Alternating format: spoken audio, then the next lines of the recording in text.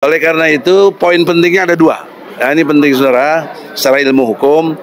Yang pertama, gugatan yang kita lakukan pertama itu kan beban pembuktian ada pada penggugat.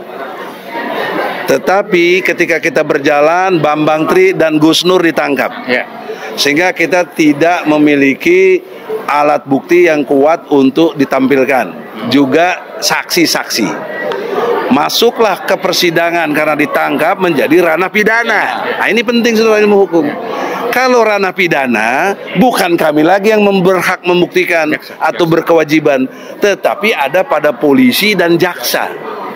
Ya, sekali lagi polisi dan jaksa. Polisi menyidik sedemikian rupa, masuk menjadi P21 kepada jaksa, jaksa kirim ke pengadilan. Jadi selama sidang di PN Solo atau Surakarta, bahkan sampai tingkat PT Pengadilan Tinggi Jawa Tengah, tidak ada ijazah aslinya Jokowi, tidak ada. Nah, maka ini menjadi alat bukti yang kita pakai nanti di Pengadilan Negeri Jakarta Pusat, bahwa kita telah buktinya nyata tidak ada ijazah aslinya. Welcome to your channel QNC, berdiri kokoh di tengah. Hari ini kita pakai e-court, maksudnya pendaftaran ke Pengadilan Negeri Jakarta Pusat tentang ijazah palsunya Jokowi. Jadi saya penggugat. Ini penggugatnya. Ya, saya penggugatnya di antara yang utama penggugatnya Bambang Tri. Bambang Tri. Saya Bambang Insyaallah. Tri, Hatta Taliwan. Nah, ini penjelasannya Taufik DHL. Ya. Antum mau jelasin dulu? Tim juga. Timnya silakan. Belum. Ya, jelasin. Kenapa kita gugat? Hari ini. Ya, hari ini Sekarang e-court. Ya, melanjutkan apa yang sudah diterangkan Bang Egy. Ya, karena saya juga bagian dari tim advokat untuk gugatan ijazah palsu Jokowi. Kalau nggak salah ini yang ketiga Bang ya. Kita pertama sudah, kemudian kita hentikan, kemudian yang kedua yang di Solo, dan kita akan lanjutkan nanti permohonan gugatan baru di Pengadilan di Jakarta Pusat. Jadi selama kasus tentang ijazah Jokowi ini belum jelas, belum clear and clean ya, belum ada yang membuktikan juga secara hukum di pengadilan manapun, kita tetap akan gugat itu sampai jelas bahwa orang nomor satu di negara ini punya ijazah atau enggak, pendidikannya jelas atau tidak. Kalau tidak jelas, kalau tidak jelas kita akan terus atau MPR untuk bisa mengadakan sidang istimewa. Ya, kalau memang tidak jelas, sebagai aktivis meminta rakyat Indonesia mendesak MPR segera sidang istimewa. Masa presiden kita tidak punya ijazahnya atau ijazah tidak jelas? Ini kan kacau beliau. Ya, seperti itu. Kacau. Pada rekan-rekan, mohon untuk monitor selanjutnya. Terima kasih. Prinsipalnya satu, Bambang Tri.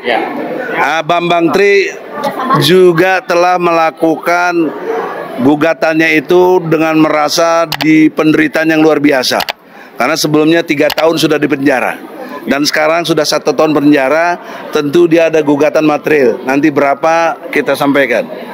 Kalau tidak ada gugatan materialnya dari saudara Muslim Arbi, kemudian Hatta Taliwang, kemudian Taufik Baudin dari UI, kemudian satu lagi Rijal Fadilah, pengamat dari aktivis dari Bandung.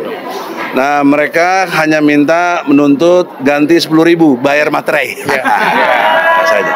Ya. Jadi tapi kalau Bambang Tri lain lagi nanti kita nanti. Harus 10.000 Oleh karena itu, poin pentingnya ada dua. Nah, ini penting saudara, secara ilmu hukum. Yang pertama, gugatan yang kita lakukan pertama itu kan beban pembuktian ada pada penggugat. Tetapi ketika kita berjalan, Bambang Tri dan Gus Nur ditangkap. Sehingga kita tidak memiliki alat bukti yang kuat untuk ditampilkan. Juga saksi-saksi. Masuklah ke persidangan karena ditangkap menjadi ranah pidana. Nah, ini penting saudara ilmu hukum. Kalau ranah pidana, bukan kami lagi yang berhak membuktikan atau berkewajiban, tetapi ada pada polisi dan jaksa. Ya, sekali lagi polisi dan jaksa. Polisi menyidik sedemikian rupa, masuk menjadi P21 kepada jaksa, jaksa kirim ke pengadilan.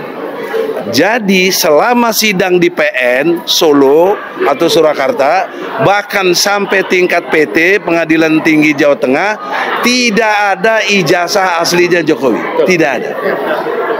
Nah, maka ini menjadi alat bukti yang kita pakai nanti di Pengadilan Negeri Jakarta Pusat, bahwa kita telah buktinya nyata tidak ada ijazah aslinya. Itu logika hukum yang nggak bisa dibantah. Mau dibantah bagaimana coba? Ya. Oleh karena itu, yang kedua, dalam perspektif hukum pidana, jika nanti di Pengadilan Negeri Jakarta Pusat Jokowi tidak juga menyampaikan ijazah aslinya, itu mengkonfirmasi secara hukum benarlah ijazahnya palsu. Karena sampai hari ini Jokowi tidak mengkonfirmasi tentang ijazah aslinya. Bahkan Jokowi memilih diam. Sampai di pidato kenegaraan dia sebut dirinya disebut Firaun, disebut bajingan, tolol, dia diam saja. Artinya dia terima. Tapi dia nggak pernah disebut. Kami juga disebut ijazahnya palsu. Nggak ada itu. Nggak ada.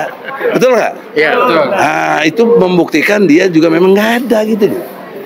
Nah, nanti tolong Pengadilan Negeri Jakarta Pusat tiba-tiba jangan lagi kayak yang pertama. Kami dianggap tidak berwenang.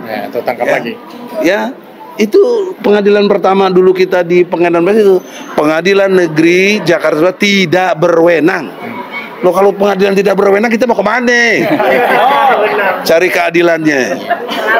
Jelas apa tidak?